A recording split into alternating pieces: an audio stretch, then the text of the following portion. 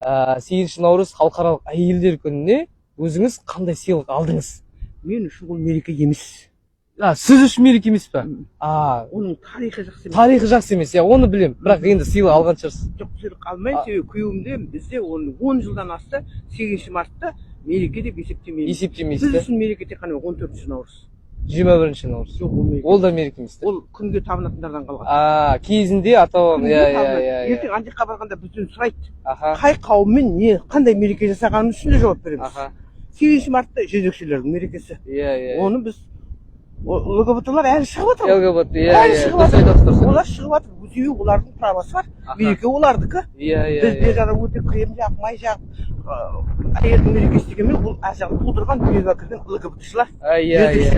Олар дауласып мерекесін күнде митингіге шығып дауласып. 8 наурыз солардың қорғау мерекесі екен негізінде, соларды қорғау мерекесі. Ал 22 наурыз деген ана күн мен түннің теңескенде күнге табынатындар қуанып күннің құдайы жеңді деп мерекелеген. Кезінде отқа табынған, күнге табынған. Ол үшін де жауап береміз.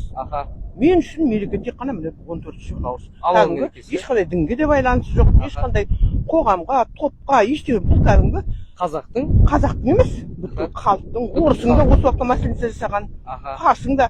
Себебі жыл әр уақытта наурыздың бірінен басталған.